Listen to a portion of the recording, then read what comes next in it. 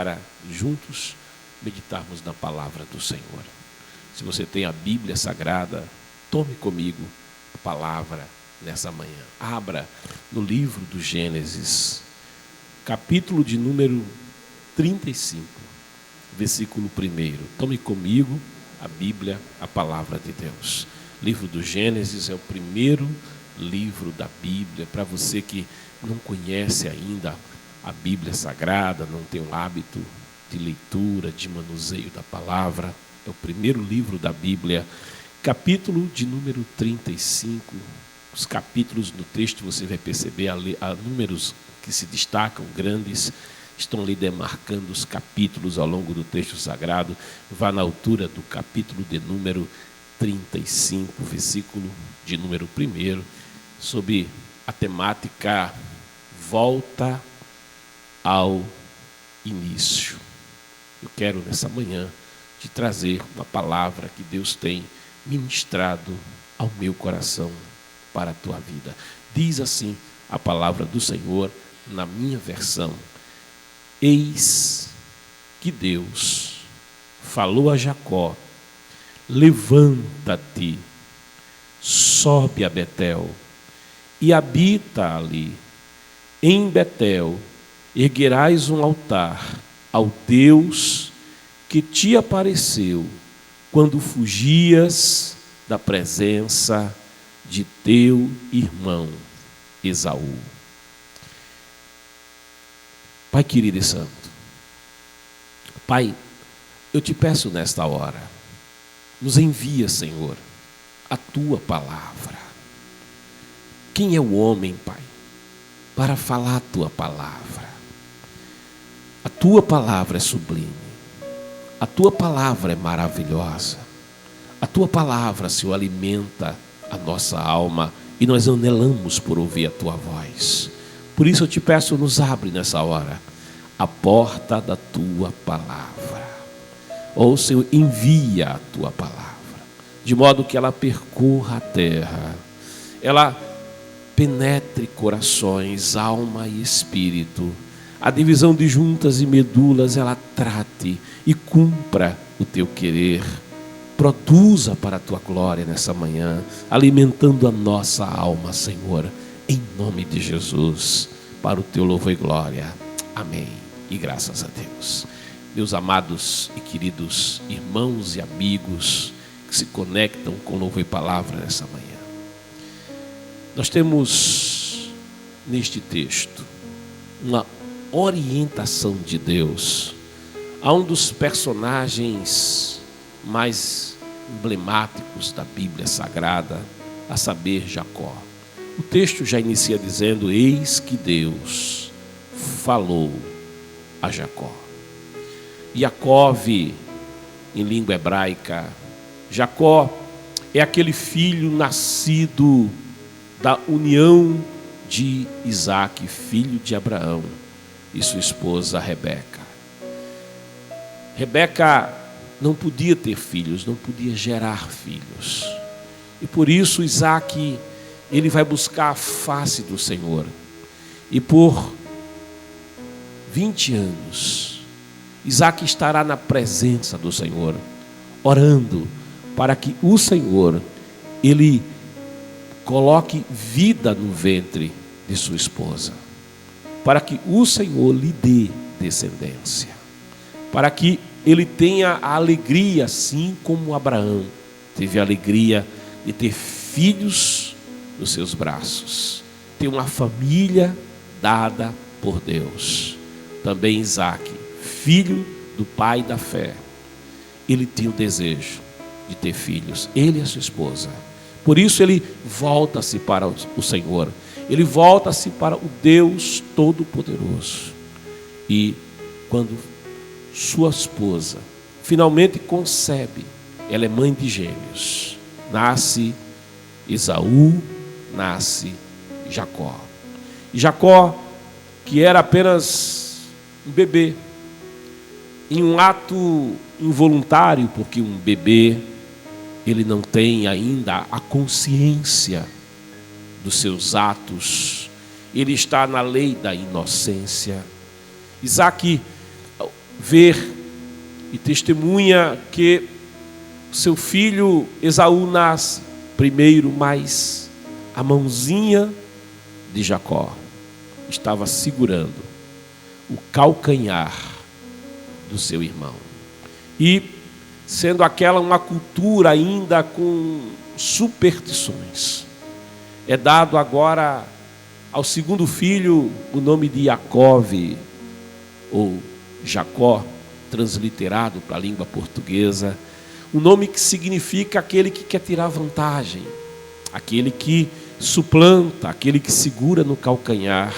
Mas também, apesar desse nome não ser um nome muito recomendável, esse nome também vai significando uma outra coisa, tem um outro aspecto, e esse é importante e pouco falado. Iacove, Jacó, também é aquele que agarra, é aquele que quando coloca a mão em alguma coisa, prende e segura e não solta. E essa característica, esse aspecto do nome de Jacó, e naquela cultura dava-se um nome, e aquele nome acabava por influenciar muito a vida daquela pessoa, influenciava o seu comportamento, o seu nome dizia de quem era e de que forma era uma pessoa. E essa característica peculiar do nome de Iacove, o que prende, o que agarra, isso vai se revelar como algo precioso no seu caminho. Porque quando Jacó inicia a vida, Jacó tinha desde o nascimento uma promessa da parte de Deus. Porque quando no ventre aquelas duas crianças, elas pareciam estar em uma luta, em um conflito, havia muito movimento no ventre de Rebeca, e ela, vendo aquilo, percebendo aquilo, ela volta-se para o Senhor, querendo de Deus entender o que acontecia, e é-lhe revelado que ela tinha duas nações no seu ventre. Havia ali os patriarcas de dois povos, mas o Senhor já diz que o menor será maior do que o primogênito, que o primogênito servirá ao menor. Deus ele já estava ali na tecedura da história agindo, de modo que Jacó ele nasce com essa perspectiva de que seria ele pai de uma nação, e essa nação seria uma nação abençoada, teria a bênção do Senhor naquela nação, naquela sua descendência, naquela sua semente, a bênção do Senhor, que tinha estado sobre seu avô, Abraão, que havia deixado Ur dos Caldeus, havia abandonado tudo para andar com Deus, ele e sua avó Sara, e haviam recebido de Deus 25 anos de caminhada e de experiências com Deus, a bênção de um filho Isaque, cujo nome significa riso, e foi realmente motivo de riso, porque diria Sara, eu, uma mulher de 90 anos, ainda teria deleite, e teria eu em minhas mãos um filho, e ainda o amamentaria, e Sara vai vivenciar essa experiência. E de fato, quem recebe a bênção do impossível, quem vivencia a perspectiva de Deus, quem vivencia as possibilidades de Deus, porque o Deus a quem servimos é o Deus do impossível, é o Deus das possibilidades impossíveis, e quem vivencia o impossível tem motivo de riso, tem motivo de alegria. Quando os cativos saem de Babilônia, quando os cativos saem do cativeiro, eles, diz o salmista, eles diziam assim, nós éramos como os que sonhavam, porque mais de 70 anos de cativeiro, e agora eles têm liberdade. Mais de 70 anos de cativeiro, tendo a impossibilidade do ir e do vir, tendo o seu dia, a sua maneira de viver, o fruto do seu trabalho, não sendo desfrutado por eles mesmos, porque eles eram escravos. Tudo quanto produziam pertencia a outros. Eles não dormiam aonde queriam, eles não viviam aonde queriam, mas eles eram cativos. E quando vem o decreto de liberdade, eles vão dizendo, na expressão do salmista, nós éramos como os que sonham, porque eles estavam vivenciando milagre, eles estavam vivenciando o impossível de Deus havia acontecido sobre eles, de modo que aquele que vivencia milagres, aquele que vivencia as possibilidades de Deus, tem motivo de riso, tem motivo de alegria. Por isso Isaac vai receber esse nome de riso. E agora o seu filho Jacó, ele começa a vida, e ao começar a vida com aquela perspectiva de ser pai de uma nação abençoada, Jacó, ele vai ter conflitos na sua casa, ele terá conflitos com o seu irmão, porquanto alguém haveria de herdar tudo quanto o seu pai Isaac havia herdado de Abraão. Alguém haveria de herdar os bens de Isaac e os bens de Abraão. E cabia naquela cultura ao filho primogênito herdar a maior parte da herança, herdar o dobro do que Jacó herdaria, além de ter sobre si a liderança do clã, a liderança dos servos. E isso era algo que parecia de encontro ao que Deus havia falado acerca de Jacó. Jacó, induzido pela sua mãe, ele vai furtar, por assim dizer, a bênção reservada a Esaú, a bênção dada ao filho primogênito, fazendo-se passar pelo irmão. Você conhece a história. Ele vai receber a bênção que seria então destinada ao seu irmão Esaú, e isso vai ser motivo de um conflito ainda maior dentro daquela casa, dentro daquele lar, porquanto aqueles pais, eles haviam de certa forma se dividido no amor pelos filhos, enquanto que o coração de Isaac se voltava para Esaú primogênito, para Esaú filho atlético, para Esaú caçador, para Esaú o aventureiro, para Esaú de certa forma o rebelde.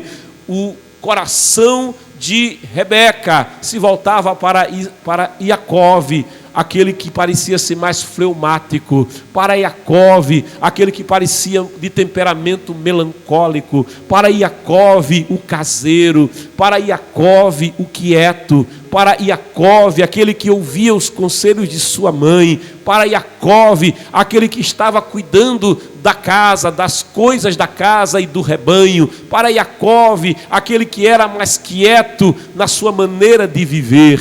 E o coração daqueles pais vai se dividir. E nessa divisão, quando Isaac já com idade avançada, sem ter mais a capacidade da visão perfeita, ele chama o seu filho Esaú para o abençoar. Isso era uma forma de passar para o primogênito a autoridade sobre o clã, para passar para o primogênito a primazia sobre o clã, sobre os bens, a liderança para a geração seguinte. Rebeca vai avisar a Jacó. E Jacó, se passando pelo irmão, incentivado por Rebeca e ansiando por receber aquela bênção que seria dada ao primogênito. Iacove, ele de fato vivencia aquilo que, a parte pejorativa do seu nome, aquela parte que dizia que ele era suplantador, que ele queria levar vantagem, e de fato ele vai levar vantagem sobre o seu irmão. E ele começa a sua vida com uma mentira, porque o pai vai dizer para ele: quem está aí? Quem é que está aí? E ele não vai dizer que quem está aqui, que eu sou Iacove, ele vai dizer: eu sou Esaú. Ele já começa revelando uma crise que acompanhou a sua vida. Ele era Iacove, mas ele desejava ser Esaú. Ele queria ter aquilo que não lhe foi dado por direito de nascimento. Ele queria viver a vida que o seu irmão vivia. Ele queria possuir o que o seu irmão tinha, mas ele se esquecia de uma coisa: é que desde o seu nascimento, Deus, ele tinha reservado para ele uma bênção superior, uma bênção especial. Deus tinha sonhos a seu respeito. Jacó, ele tinha na perspectiva humana e na visão humana apenas a percepção das coisas que aquela sociedade, que aquela cultura podia lhe proporcionar, e não conhecendo ainda o Deus do seu avô, não conhecendo ainda o Deus do seu pai, ele percebia a vida apenas a partir do ter, apenas a partir do possuir, apenas a partir das coisas do poder, das coisas de ter posição e ter honra. Ele tinha uma percepção da vida a partir da visão da sociedade, a partir dos conceitos meramente humanos, e por isso ele ansiava não ser Jacó, mas ele ansiava ser Esaú, e ansiando ser Esaú, ele vai cometer um primeiro erro gravíssimo na sua vida. Ele vai suplantar o seu irmão, ele vai tomar a bênção que seria dada ao seu irmão, e de fato ele começa a vida a partir de um engano, ele começa a vida a partir de uma mentira. E eu te afirmo uma coisa: sobre o engano não se constrói, sobre a mentira não se constrói. E Jacó começou a vida dando esse passo em falso, dando esse passo errado. Embora incentivado por sua mãe, ele de fato entra naquele propósito de enganar o pai, engana o pai e recebe a bênção, mas logo o conflito vai surgir, porque no coração do seu irmão havia o desejo de vingança, e o seu irmão, acalentando o desejo de vingança que o mataria, tão logo o seu pai morresse, aquela mulher, aquela mãe agora se vê com o coração desesperado, porque ela vê a possibilidade de ver os seus filhos entrarem em conflito mortal. E para que o seu filho Jacó não venha morrer, ela articula novamente para que Jacó não estivesse mais em casa. E aquela mãe que incentivou o filho a tomar a bênção do seu irmão, aquela mãe que, quem sabe, pensando ela, eu vou ajudar a Deus, eu vou ajudar Deus a cumprir os seus sonhos.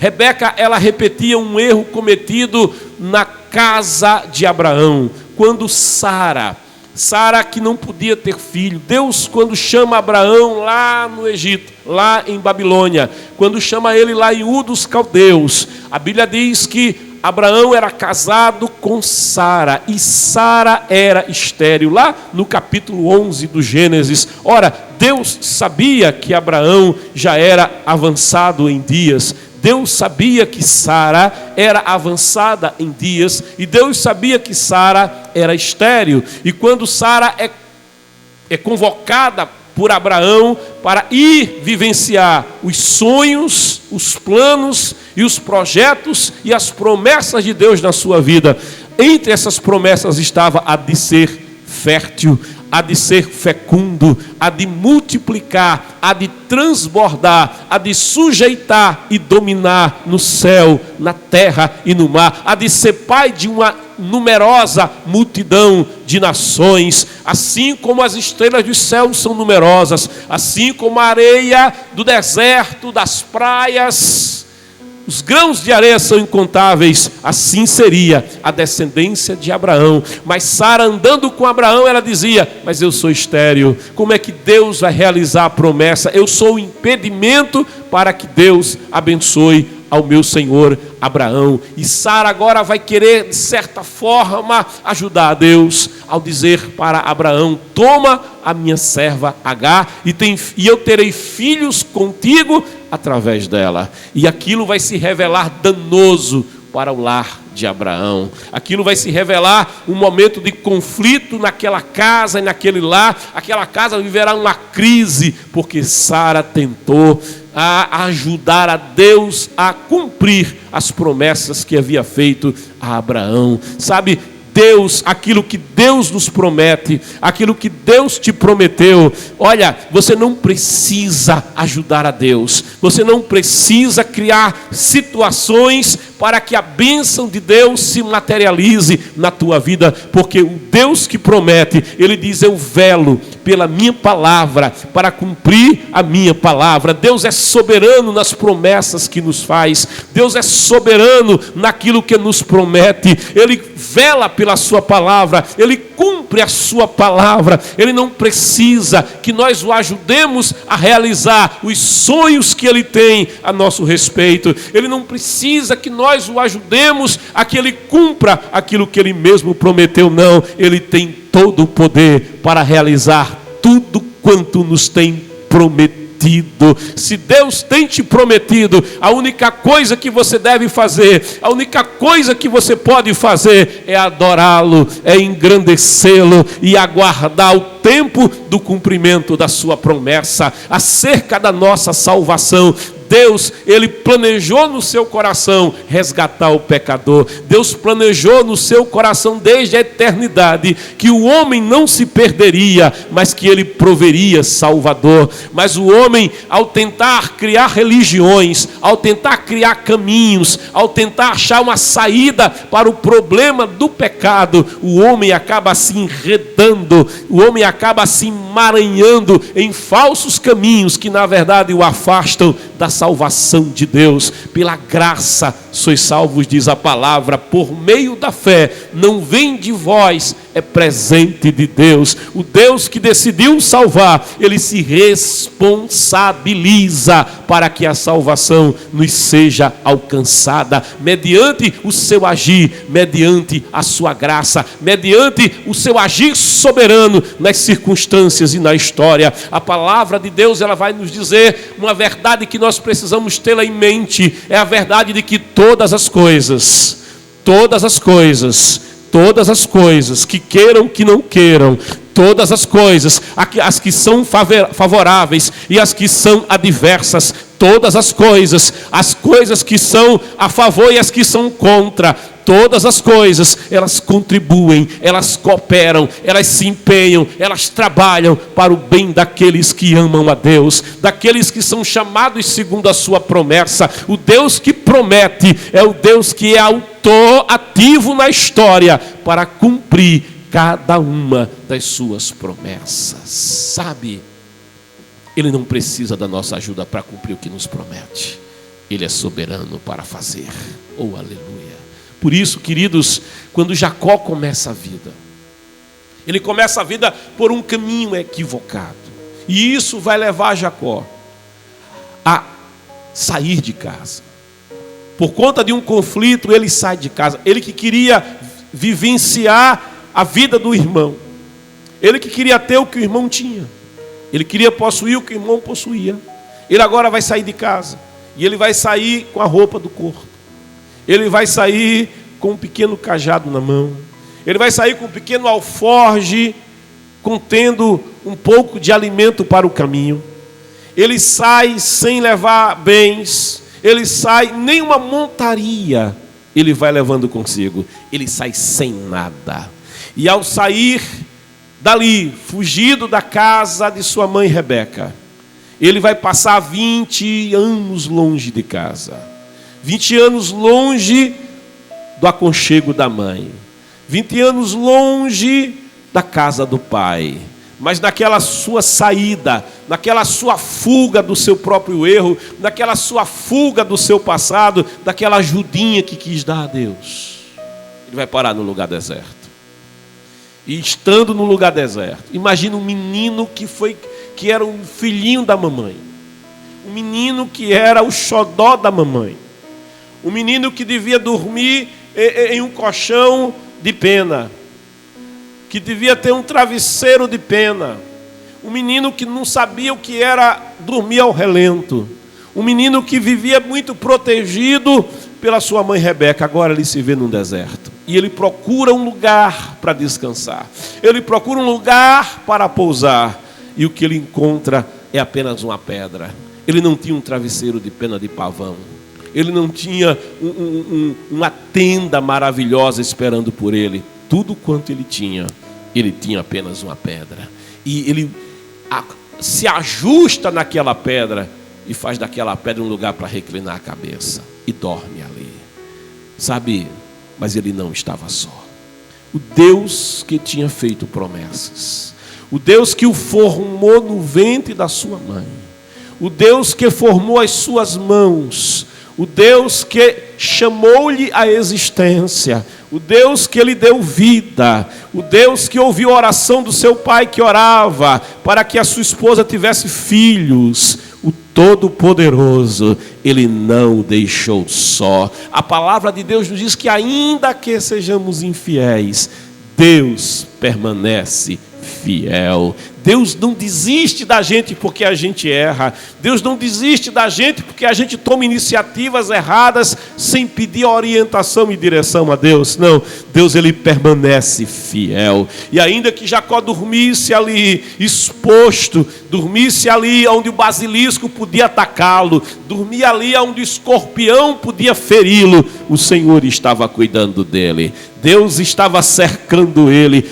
Ele não sabia, mas a presença do Senhor, o Deus de Abraão, o Deus de seu pai, Ele se fazia presente ali. E adormecido, ele vai ter uma visão de Deus. Adormecido, ele vai ter uma experiência com Deus. Adormecido, ele vai conhecer a Deus. Ele vai ter um encontro com Deus, e naquela visão que ele tem, ele vê o trono do Deus Todo-Poderoso.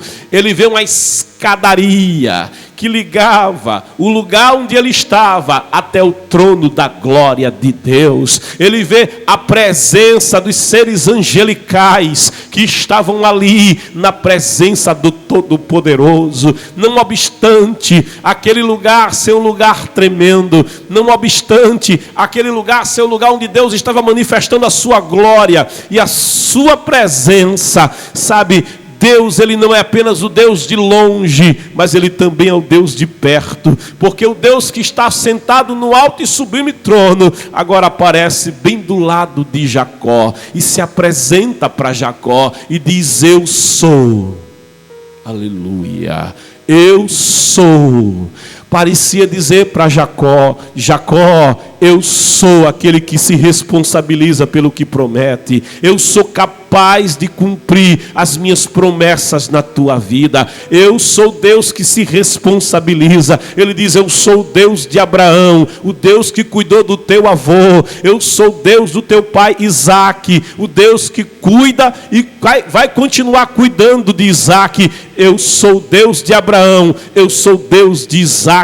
E ele se revela aquele moço que não conhecia ao Senhor, e lhe faz promessas, e ao fazer-lhe promessa, ao propor com ele uma aliança para andar com ele, para o abençoar, para fazê-lo frutífero, para o prosperar no seu caminho, para lhe dar um lar abençoado, uma família abençoada. Jacó vai acordar daquela visão, Jacó vai acordar daquele encontro, e ele vai dizer: quão terrível é esse lugar, porque esse lugar não é qualquer lugar. Esse lugar, ele chama o lugar de Bet-El, casa. El é uma referência ao Deus eterno. Ele diz: essa é a casa de Deus, essa é a morada do Altíssimo. Eu não sabia, mas esse lugar não é qualquer lugar. Eu pensei que esse lugar era um lugar árido, eu pensei que esse lugar era um lugar deserto, eu pensei que esse lugar era um lugar perigoso, eu pensei que esse lugar era um lugar esquecido, mas esse lugar é o lugar da presença do Todo-Poderoso.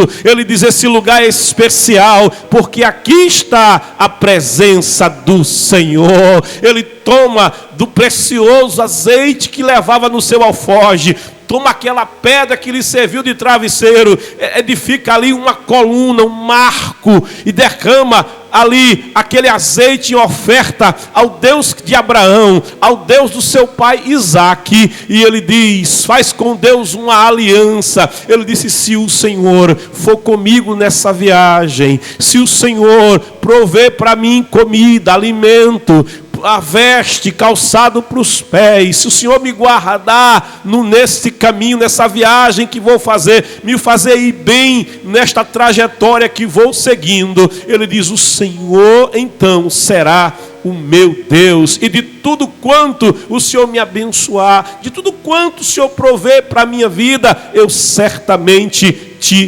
devolverei o dízimo, a 10ª parte será tua. E Deus que sabe que não estava pedindo a ele coisa nenhuma, Deus que não estava ali para andar com ele sob nenhuma das condições que ele colocou, mas sendo Deus como Deus é, entendendo ele como ele entendia, Deus ele aceita a proposta, Deus ele aceita o projeto de andar com Jacó, de cuidar de Jacó, de prover a Jacó e de receber a fidelidade de Jacó através do seu dízimo, das suas ofertas. Deus vai andar com Jacó 20 anos ali, longe da casa da mamãe, 20 anos longe da casa do papai. Ele vai, assim como ele enganou, ele vai ser enganado pelo seu futuro sogro, seu tio Labão, mas ele vai casar com aquelas duas moças que haviam naquela casa. Ele vai casar com Raquel, ele vai casar com Lia, vai constituir famílias, uma família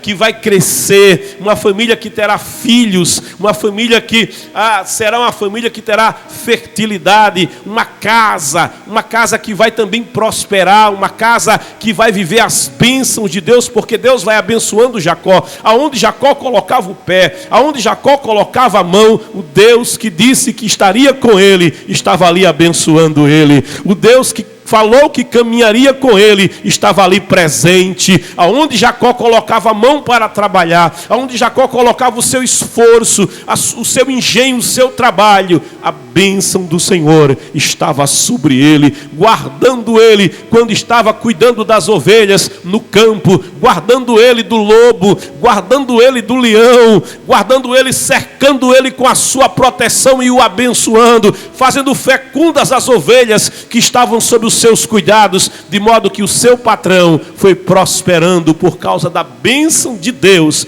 na vida dele. Olha, ele chegou naquele lar apenas com a roupa do corpo, fugido do seu irmão Esaú, mas ele chegava com a bênção do Senhor, e por isso ele era grandemente abençoado. E Deus vai criar situações nas quais Jacó também será abençoado e poderá desfrutar o fruto do seu trabalho. Quando Jacó, ele reúne bens com a bênção de Deus.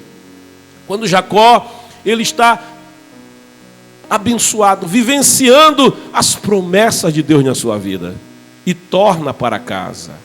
E ao tornar para casa, ele vai vivenciar um conflito, porque ele vai tornar a ver a face do irmão que havia enganado. Ele vai tornar a encontrar-se com aquele de quem ele fugiu. E naquele retorno, voltando com toda a sua família, voltando com servos, voltando com bens, o Deus que é fiel, havia sido fiel a ele em todo o tempo, guardando a sua vida, ele agora encontra-se no vaú de Jaboque. Ali, no vaú do Iaboque, estava Iacove. E ele agora sentia angústia na alma, porque era-lhe dito: teu irmão, aquele que você enganou, aquele de quem você tomou a bênção a ele reservada, esse irmão agora quer vingança, e ele está vindo contra ti, mas ele vem com homens de guerra, ele vem com uma companhia armada de valentes, eles vêm armados, prontos para a batalha, eles vêm armados, prontos para a guerra. E Jacó, ele se vê desesperar, ele divide o bando, ele divide o povo que estava com ele em dois bandos, e ele mesmo fica só. E ficando só ali à margem, no vaú do rio Iaboque, ele está só. Outra vez, ele vivencia a experiência lá do deserto, quando ele estava só. Mas estando ele só, estando ele angustiado, mais uma vez, ele tem a visitação do Deus de Abraão, do Deus de Isaac, do Deus com quem ele fez aliança, porque diz a palavra que o Senhor é socorro bem presente na angústia. A palavra diz ainda que eu ande pelo vale escuro, tenebroso, da sombra da morte, eu não temerei mal nenhum, porque tu estás comigo, a tua vara e o teu cajado me consolam. O choro, diz a palavra, pode durar uma noite, mas a alegria vem pela manhã. Sim, existe o dia mau, mas mesmo no dia mau, nós temos a convicção daquele que disse: estarei contigo todos os dias, não te deixarei, não te abandonarei. Se você passar pelas águas, eu vou passar contigo. Se passar pelo fogo, ele não vai te tocar. É o Deus que disse: olha, eu sou Deus presente, eu sou Deus Yahvé Samá, o Deus que presente está. E quando ele está ali se sentindo só, o Senhor aparece para ele. Mas ele nem, na sua angústia tão profunda, na sua preocupação tão profunda, ele nem percebe quem é que está ali. E achando que era um adversário, achando que era algum espia, ou alguém enviado pelo seu irmão para matá-lo, ele vai se atracar com aquele desconhecido. E ele começa uma luta, uma batalha. Ele tenta enfrentar aquele que está ali, mas aquele que está ali enfrenta ele. Não é tanto Jacó lutando com aquele que o visita, mas é aquele que o visita lutando com Jacó. Havia uma luta ali que era muito mais do que física. Havia uma luta ali que era muito mais do que uma luta de contato. Mas aquela luta, ela tinha uma dimensão na alma. Aquela luta tinha uma dimensão na alma de Jacó. E Jacó passou por toda uma vida na qual ele estabelecia sempre uma relação de troca. Ele dizia: se o Senhor me der roupa, se o Senhor me der calçado, se o Senhor me fizer prosperar, se o Senhor me der isso, me der aquilo, se o Senhor me der servo, se o Senhor cumprir essas promessas, me guardar, me proteger. Aí ele diz: nessas condições aqui, do Senhor cumprir, do Senhor suprir as minhas necessidades, do Senhor me dar as bênçãos do Senhor, então o Senhor será o meu Deus. Então o Senhor será o meu Deus. Esse Deus está ali com ele. E agora Jacó está desesperado, porque os camelos que ele tem não podem resolver o seu problema. O ouro que ele amealhou também não resolve o seu problema. Os muitos servos que o serviam não podem resolver o seu problema. Tudo quanto ele possuía não pode resolver o seu problema, não pode garantir-lhe a sua vida. Mas há um ser que está ali presente, há um ser que está lidando com ele, há um ser que está investindo nele, há um ser que está indo de encontro à visão limitada que ele tem das coisas espirituais. O Senhor, ele diz na sua palavra: os meus pensamentos são mais elevados que os vossos pensamentos.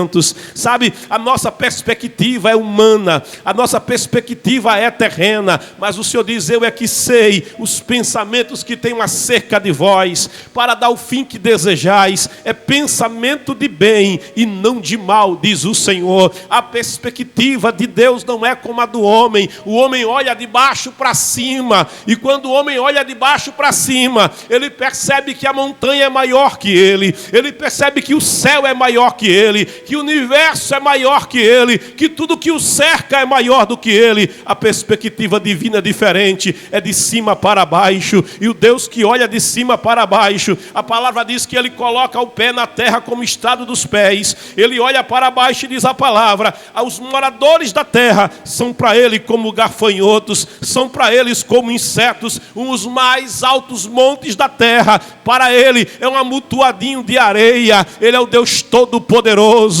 Ele é aquele que reúne toda a criação debaixo da sua glória, debaixo da sua autoridade. Ele é maior que o céu, ele é maior que as montanhas, ele é maior que o mar, ele é maior que os gigantes, ele é maior que o problema, ele é maior que a morte, ele é maior que a vida, ele é maior que a eternidade. Ele é o Deus Todo-Poderoso. E este Deus poderoso está ali com Jacó, com o pequeno Jacó, preocupado com a sua própria vida agora. Que dará o homem? Que dará o homem pela sua alma? Que dará o homem pelo preço da sua alma? Jacó está ali e o Senhor luta com Jacó. Em dado momento ele vai entender: esse que está lutando comigo não é humano. Esse que está lutando comigo, esse que está batalhando comigo não é um soldado comum. Esse que está batalhando comigo é diferente. Ele luta de um modo diferente. Ele batalha de um modo diferente. Ele luta comigo e não me machuca.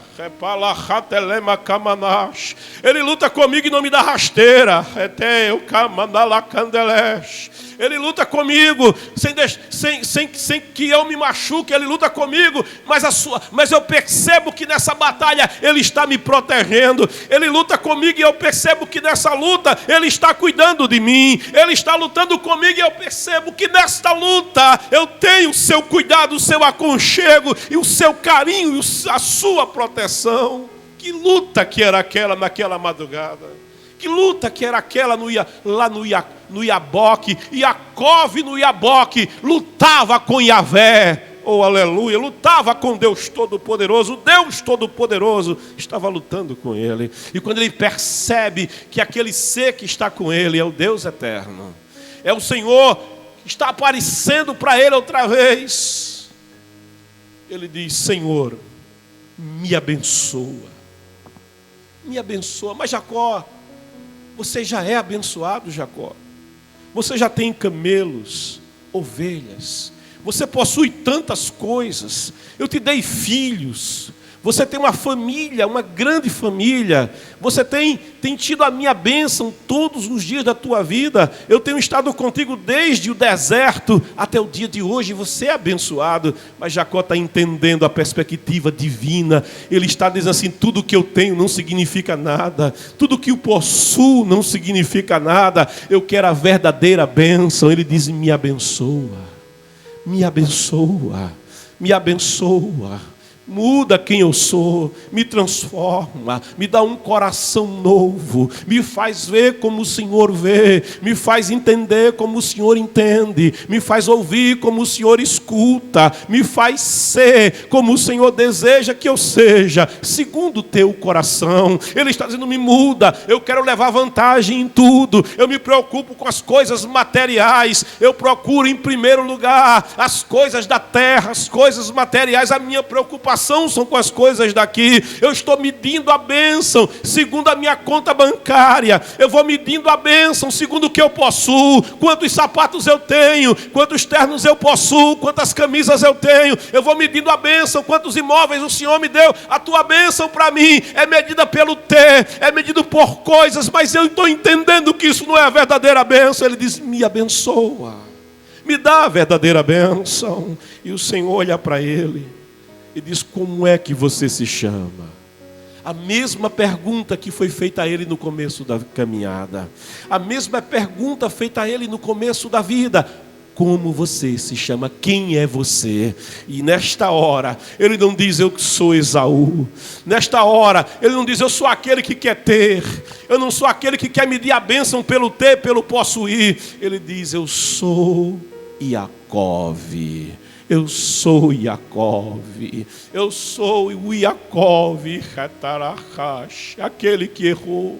Eu sou Iacove, aquele que enganou Isaac. Eu sou Iacove, aquele que suplantou a Esaú. Eu sou Iacove, aquele que também lidou com Labão. Eu sou Iacove. E o Senhor vai dizer: pois eu hoje estou mudando a tua história. Pois hoje eu estou mudando quem você é. Hoje eu estou tirando o coração de pedra. O coração enganoso. Enganoso é o coração do homem. Quem o conhecerá? Eu estou arrancando o teu coração. Eu estou te dando um coração novo, um coração sensível, um coração cheio da minha presença, um coração cheio do meu amor, um coração que tem a minha sensibilidade, um coração que tem a minha percepção. Eu estou te dando um coração frutífero, eu estou mudando o teu caráter, eu estou mudando a tua mente. Como é que você se chama? Eu sou Iacove, mas não mais a partir de hoje, o teu nome será mais Iacove. Até hoje, você pode ter sido conhecido como aquele que suplanta,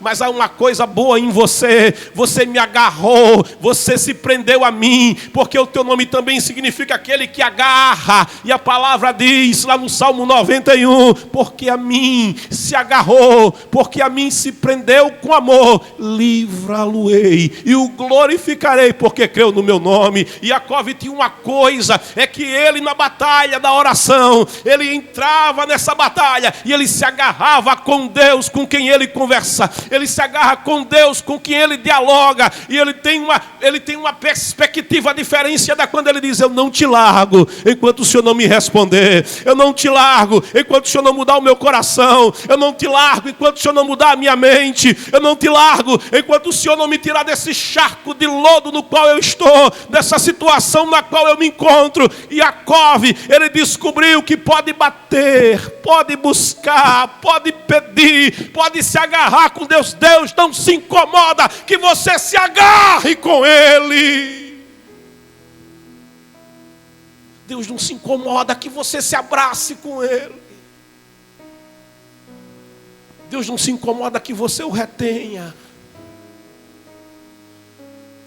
Não vai chamar mais o teu nome Jacó, mas tu serás Israel, príncipe de Deus, aquele que batalha para vencer, aquele que luta para ter resultado, aquele que tem a minha bênção, aquele que vai viver as minhas promessas.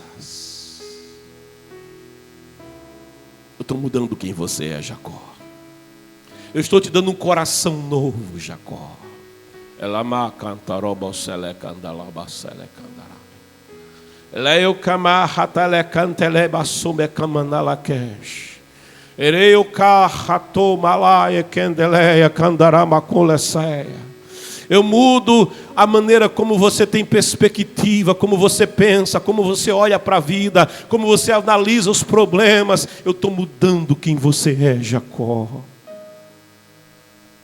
E Jacó, daquela batalha, vai sair dali com o nervo ciático tocado por Deus. Nunca mais ele vai caminhar do mesmo jeito.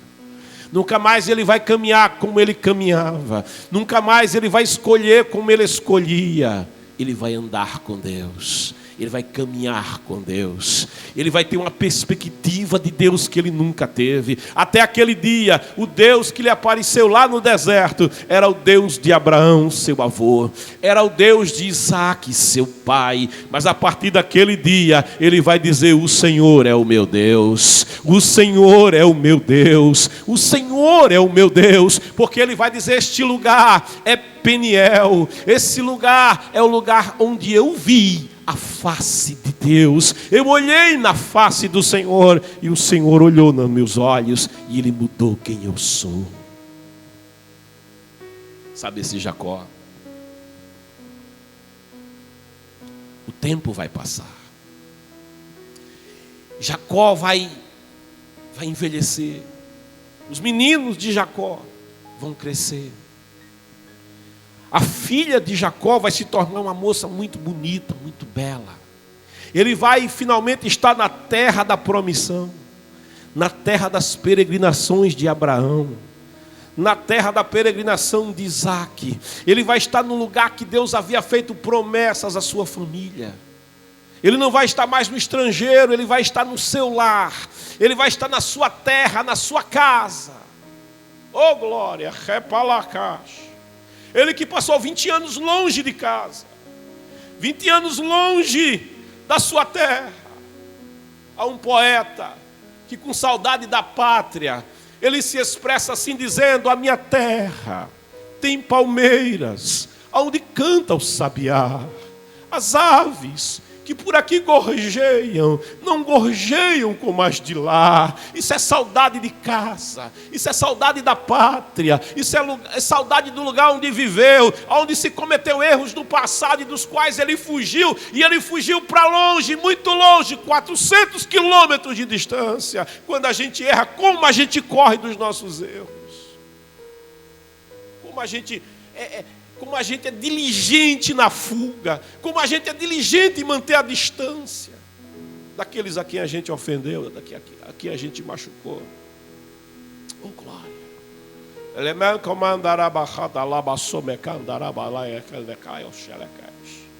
É por isso que Jacó tem um coração novo.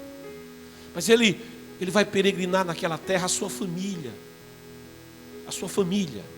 vai conhecer o povo daquela terra, a gente daquela terra, a cultura daquela terra.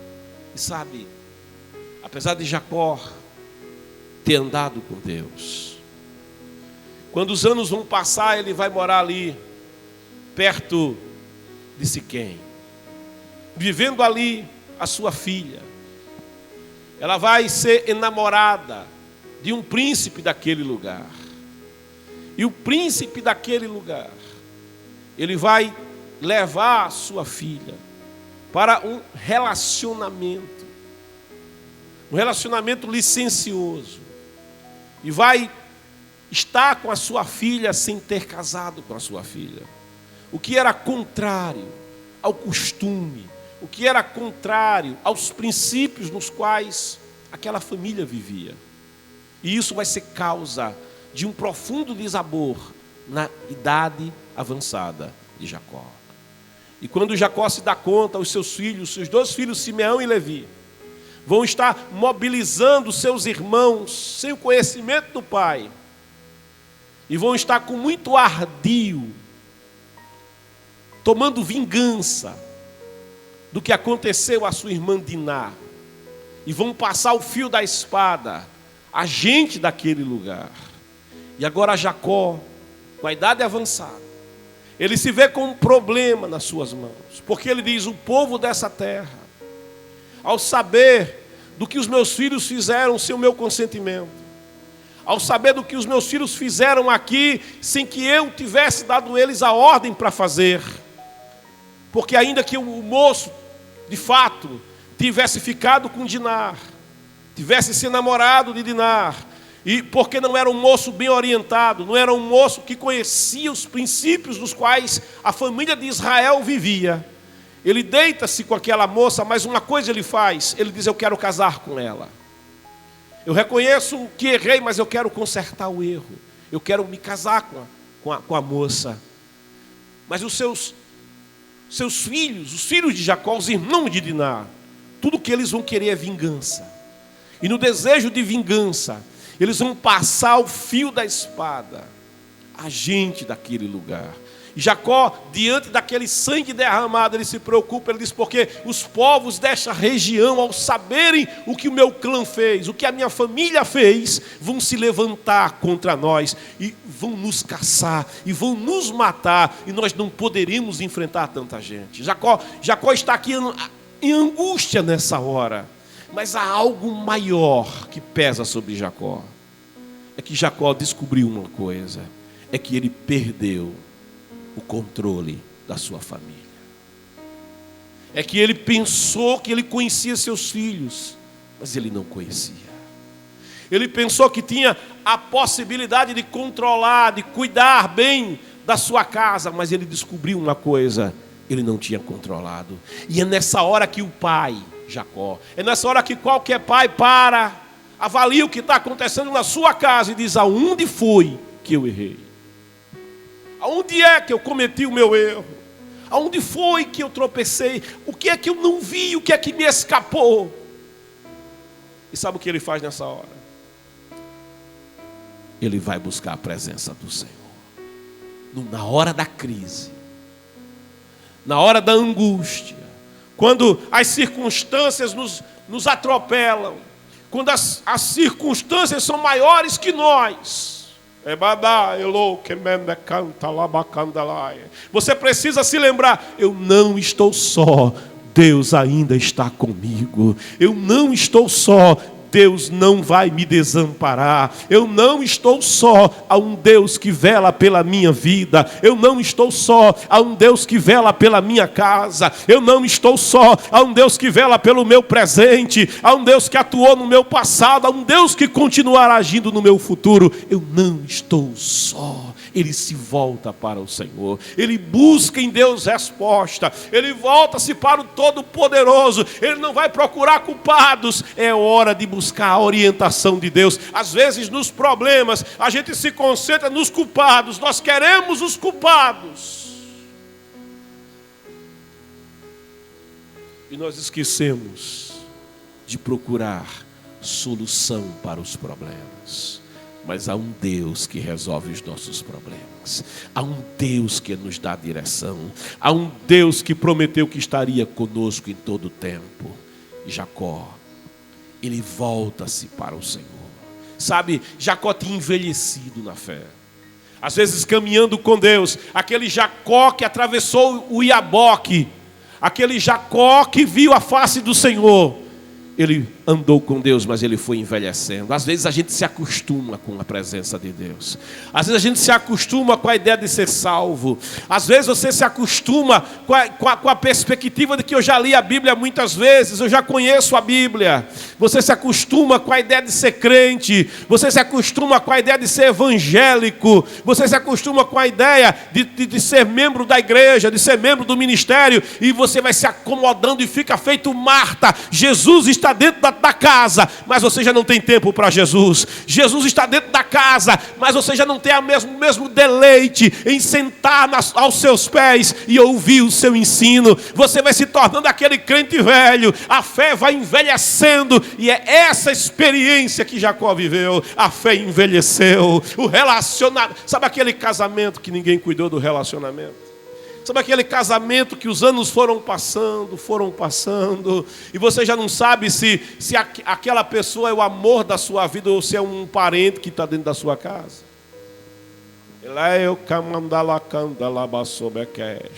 Tem quanto tempo que você não manda uma flor para sua esposa no aniversário do casamento?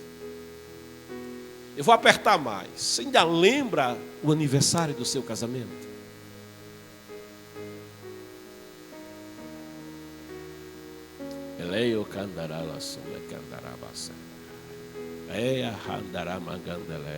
Você ainda diz para sua esposa: eu te amo? Oh glória!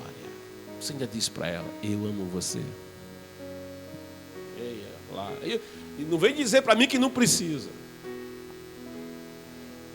Não vem dizer para mim que não precisa. Eu vou provar para você. Chega para ela e diga: eu te amo. Os olhos dela vão brilhar. O rosto vai se aformosear. Vai ter um sorriso para você.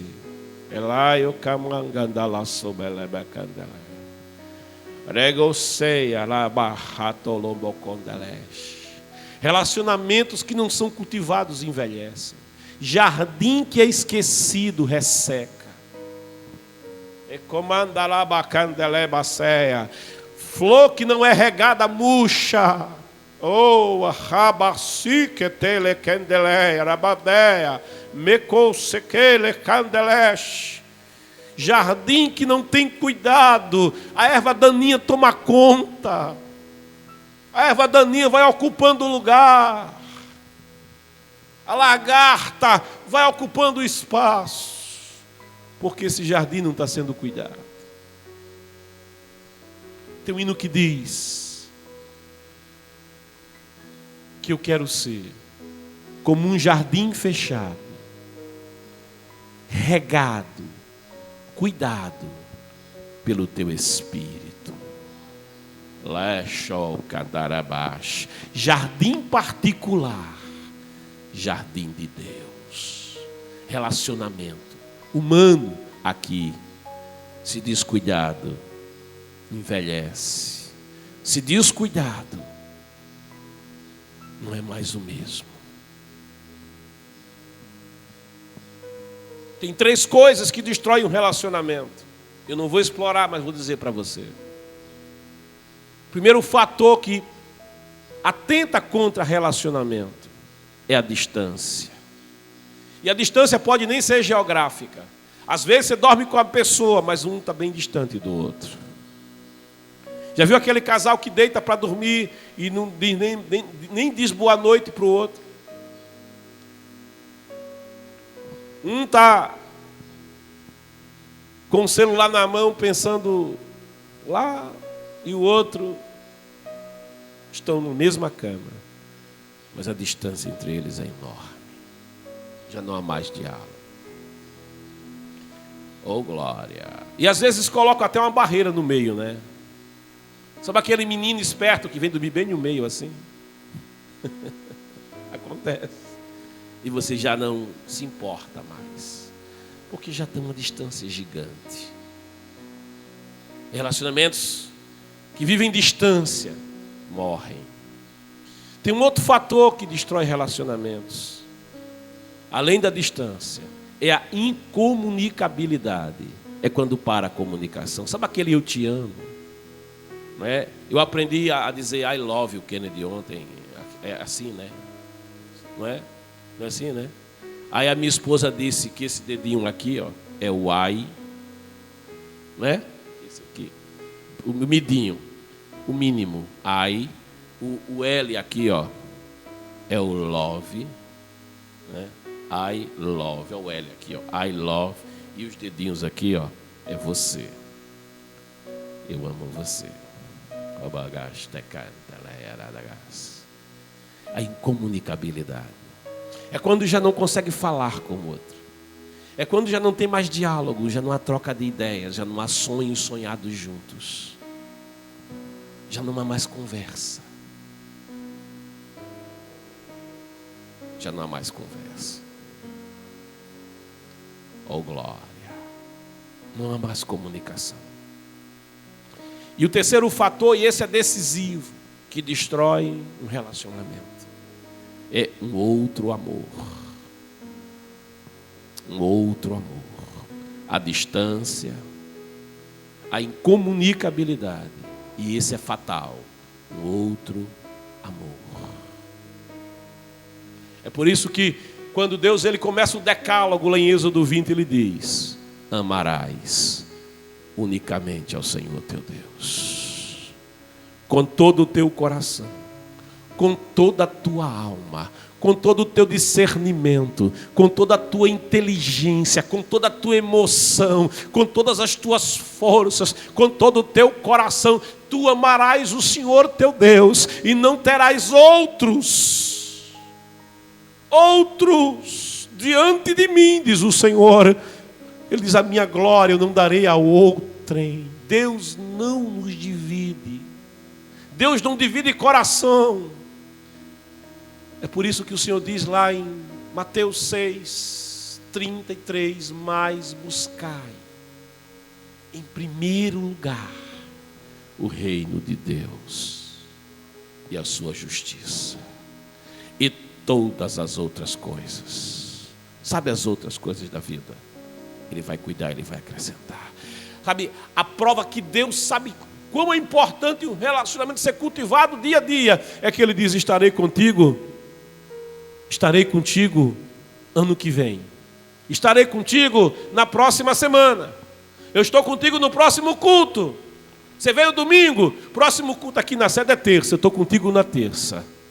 Ele diz: não, eu estou contigo todos os dias, todos os dias, todos os dias, todos os dias. Quando você levantar, eu estou contigo. Na primeira refeição, reteia, cai, e você disser: Pai, obrigado pelo pão nosso de cada dia. Eu vou estar contigo. Ao longo da manhã, eu estarei contigo. Na tarde do dia, eu vou estar do teu lado. Quando o sol se pôr, eu permanecerei do teu lado. Quando você adormecer, em paz me deito e descanso, porque só tu, Senhor, me fazes habitar, dormir em segurança. Relacionamento é isso, é dia a dia, é colado um no outro, é proximidade, é presença de Deus, com amáveis são os teus tabernáculos, Senhor dos exércitos. A minha alma suspira e desfalece pelos teus átrios, Senhor.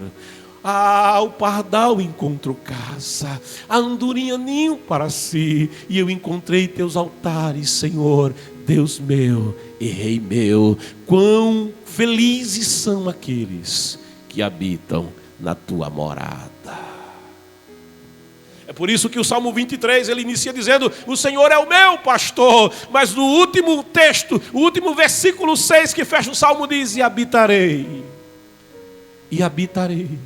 na casa do Senhor por dias que não têm fim. Oh glória!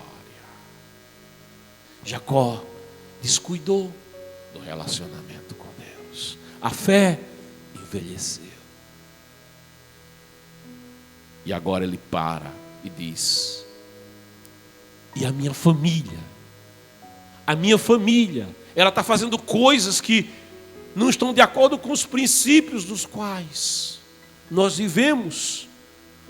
Estão fazendo coisas nos princípios que não são os princípios que Abraão viveu, que Isaac viveu, que eu também vivi. O que aconteceu? O relacionamento foi descuidado, Jacó. E ele volta-se para o Senhor. E quando ele se volta para o Senhor, oh glória! Quando ele se volta para a presença do Senhor, ele busca o Senhor. Sabe como é que ele busca? Com todo o coração. A palavra diz: me buscareis e me encontrareis. Quando? Quando me buscardes com todo o vosso coração. Oh glória! Com todo o coração, aleluia. O Senhor diz: eu vou me deixar ser achado por você, aleluia. O Deus que se esconde, Ele vai aparecer para você. O Deus que apareceu lá no deserto, Jacó, quando tu não tinha comida para comer, calçado para calçar e roupa para vestir, nem proteção, tinha só uma pedra como travesseiro. O Deus que aparece, Jacó, lá no Iaboque, quando você estava entre a vida e a morte, o Deus que te resgatou, o Deus que fez aliança contigo, é o Deus que vai se deixar encontrar quando você se volta para Ele. E com todo o coração me buscareis e me encontrareis. Quando me buscardes com todo o vosso coração, eu me deixarei ser achado por vós. Aleluia. Eu me deixarei ser encontrado por você. Você vai ouvir de novo a minha voz. Você vai sentir de novo a minha presença. A minha unção vai encher outra vez a tua vida. Você vai sentir de novo a minha glória. O meu Espírito vai te encher, vai fluir no teu viver. E você vai ser impactado pela minha glória, Jacó. Ele busca a face do Senhor. E nessa sua busca, o Senhor vai dizer para ele: eis que Deus falou a Jacó, a Jacó. E a primeira palavra que Deus diz é: levanta-te. Sabe por que Deus manda Jacó se levantar? Porque Jacó nem notou e tinha caído. Jacó nem notou e estava prostrado. Jacó nem... Você lembra de Sansão? Sansão tinha uma aliança com Deus, mas Sansão era negligente na aliança. Não era para beber vinho, ele bebia vinho e enchia a cara. Não era para se prostituir, ele se prostituía. E Deus é longânimo, Deus é misericordioso. Mas Sansão não tinha cortado o cabelo ainda. O nazireado das tranças ainda, por causa do nazireado e pela sua infinita graça e misericórdia, Deus ainda, na sua longanimidade, estava com Sansão. Até que Sansão, ele na sua negligência, no relacionamento que devia ter com o Senhor, ele abre mão do último elo de ligação com Deus. E Dalila lhe corta os cabelos. E quando ela diz: Sansão, os filisteus agora vêm sobre ti, Sansão, ele diz outra vez, e aqui era só empáfia: outra vez eu vou contra eles. Ele achava que o dom era dele, ele não sabia que o machado era emprestado. Outra vez eu arrebento com eles. E a palavra de Deus diz, eu vou dizer na minha linguagem, a palavra de Deus diz assim: tadinho dele.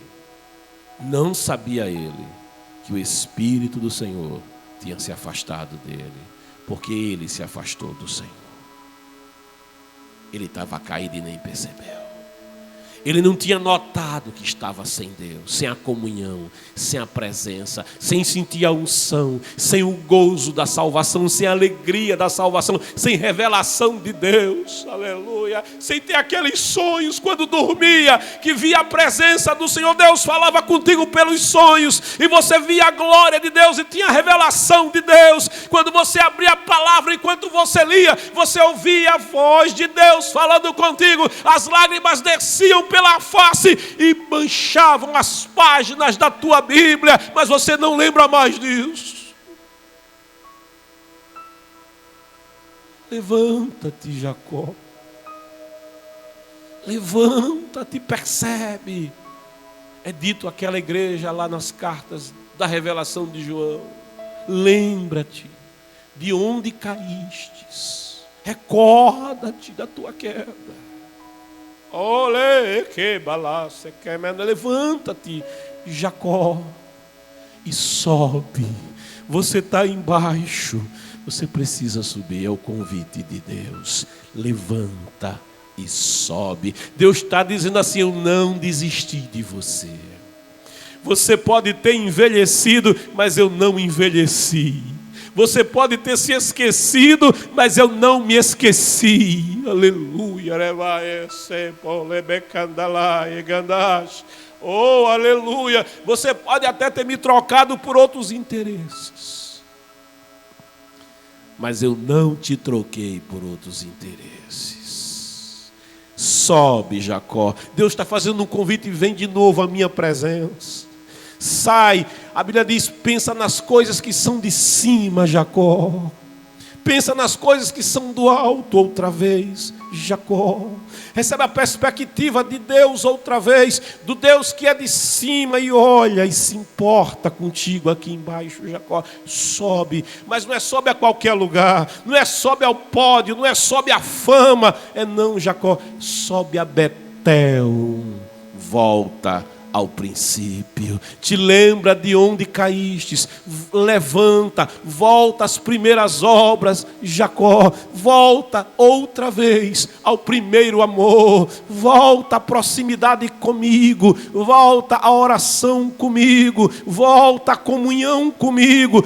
Me coloca outra vez no trono do teu coração, como um anelo da tua alma. Volta, Jacó, a sentir a minha presença, a desfrutar de novo a minha presença, a se alegrar de novo na minha presença, a poder dizer: eu sou do meu amado, e o meu amado é meu. Eu sou do meu amado, e o meu amado é meu.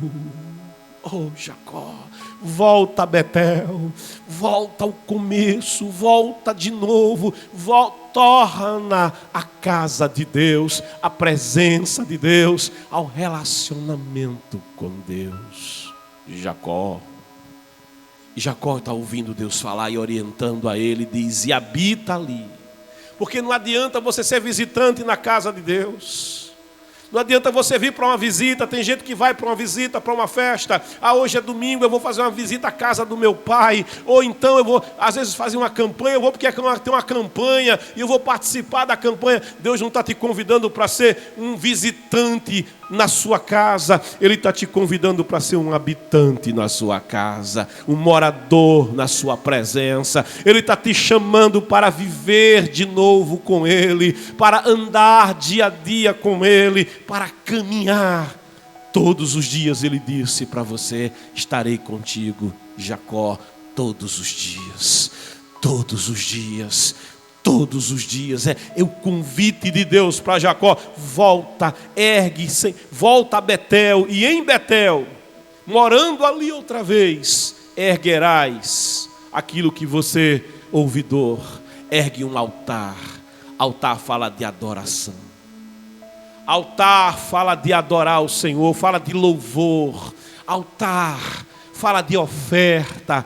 Altar fala de comunhão com o Senhor. Altar fala de compromisso. Altar fala de viver uma vida de retidão, segundo os preceitos do Senhor. Altar, ergue um altar ali na casa, na minha presença, na minha morada. Ergue um altar de oração, ergue um altar de comunhão, ergue um altar de uma vida renovada na minha presença. Ergue o altar que está derrubado. Jacó, quando o profeta Elias, ele vai combater a apostasia de Israel, quando Israel adorava Baal, cujo nome significa também Senhor, o profeta Elias vai dizer: se Baal é Senhor, então sirva o Senhor Baal. Agora, se Yahvé é o Senhor, então sirva o verdadeiro Deus, o Deus dos vossos pais. E Israel estava com o coração dividido, não tinha mais altar para o Senhor. Elias vai propor o desafio que você conhece contra os 400 e tantos profetas de Baal, que vão erigir um altar, vão clamar a Baal. Baal, manda fogo, Baal. E não tinha fogo porque Baal era o falso Deus, Baal era o outro amor, Baal era a consequência da distância do Senhor, da incomunicabilidade com o Senhor. Baal era o outro altar, manda fogo, Baal. Mas esse altar não tinha vida, esse altar não tinha milagre, esse altar não tinha cura, esse altar não tinha paz, esse altar não tinha presença, esse altar não tinha cuidado, esse altar não tinha proteção, esse altar não tinha mover de Deus na vida. Esse altar não é o verdadeiro altar. E é por isso que quando Elias vai orar, ele junta as pedras outra vez, uma por cada tribo. Ele volta a consertar o altar, ele volta a pôr lenha no altar, a pôr sacrifício no altar.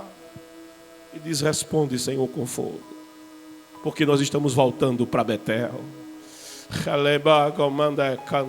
Nós estamos voltando para Betel, nós estamos voltando para o princípio, nós estamos voltando para as primeiras obras, nós estamos voltando para a oração, nós estamos voltando para a comunhão, nós estamos voltando para o lugar da primazia, nós estamos voltando para a tua presença, nós estamos removendo os ídolos da nossa alma, aquilo que dividia a nossa vida, o nosso coração. Nós estamos te entronizando, Senhor, na nossa vida.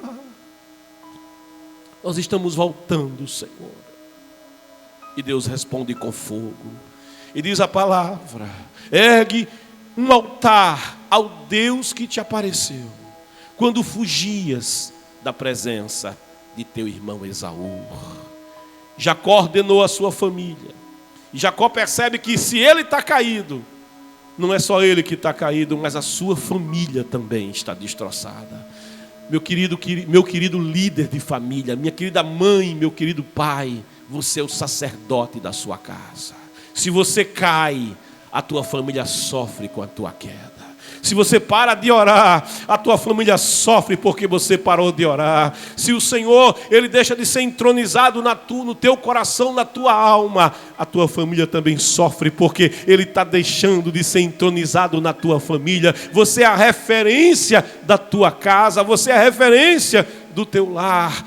E ele diz então para a família: se eu preciso me levantar, eu vou me levantar com a minha casa. Jacó parece que ele está fazendo aquilo que fez Josué. Ele disse: eu e a minha casa, eu e a minha família, na presença do Senhor. Eu não vou só, eu vou com a minha esposa. Eu não vou só, eu vou com os meus filhos. Eu não vou só, eu vou com tudo quanto Deus tem me proporcionado. Eu e tudo que sou, eu e tudo que tenho, eu e aqueles que Deus me proporcionou estarão comigo na presença do Senhor. Eu e a minha família somos do Senhor. E Jacó ordenou. Aqui ele recebeu de Deus autoridade espiritual, porque ele ordenou. Os filhos não respeitavam mais, os filhos não consideravam mais, os filhos não levavam em conta mais o que ele pensava, e estavam agindo pelas suas costas. Mas Deus está dizendo: eu estou te levantando, Jacó, nessa manhã. Eu estou te erguendo, Jacó, nesta manhã. Eu estou restaurando aquilo que a locustra comeu, aquilo que o gafanhoto levou. Eu estou restituindo a tua vida nessa manhã. Eu estou restituindo o teu relacionamento nessa manhã.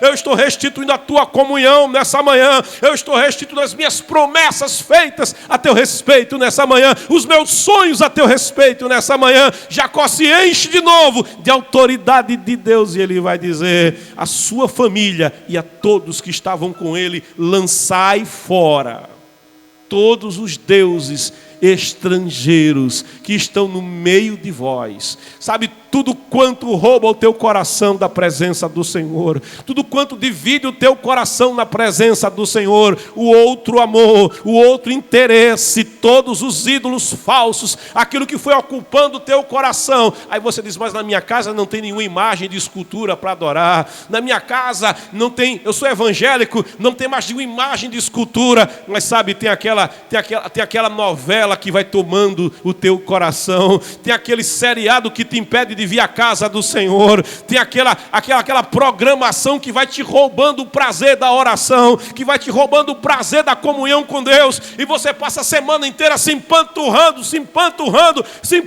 daquelas coisas, e quando chega no culto, na hora de adorar o Senhor, você está seco, feito caco de coco, que alguém tirou a carne, alguém tirou a água, quebrou o coco e jogou o coco fora, e está lá seco, sem vida, porque não tem mais a presença do Senhor, porque tirou a presença do Senhor da tua vida. Jacó está dizendo: tudo quanto te rouba a presença do Senhor, tira para fora, afasta essas outras coisas que roubam o teu coração. E ele diz: purificai-vos,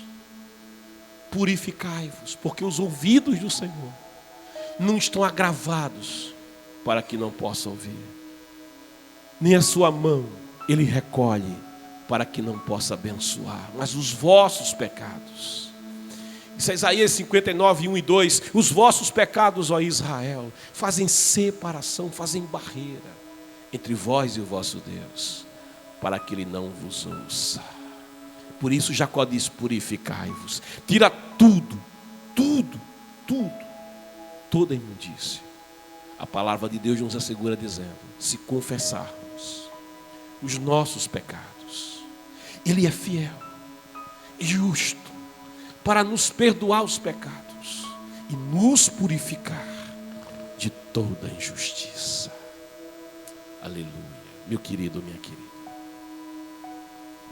Jacó, você que o relacionamento também feneceu, você que o relacionamento foi mudando e você nem percebeu, o Senhor te chama nessa manhã, te dizendo: levanta-te e volta a Betel. Levanta-te e volta ao primeiro amor. Levanta-te e volta às primeiras obras. Levanta-te e volta ao princípio. Levanta-te. Oh, aleluia. Porque Deus não tem prazer que você esteja prostrado. Deus não tem prazer que o teu lar esteja destroçado, que o teu casamento esteja destroçado. Não. Bem da verdade é que muitas vezes só se procura o Senhor na hora da crise. E a gente olvidou, durante os dias de bonança, olvidamos o cuidado do relacionamento. Mas Deus, Ele é fiel. Ainda que sejamos falhos, Deus permanece fiel. E Ele te manda dizer: levanta-te, torna a Betel. É um convite de Deus para você. Meu querido, minha querida, eu te convido, você que está afastado da presença do Senhor, você que nunca mais sentiu o gozo da presença do Senhor, a alegria da presença do Senhor, o gozo da tua salvação, eu te convido nessa manhã a te levantar. É o convite do Espírito Santo: levanta-te, volta a Betel.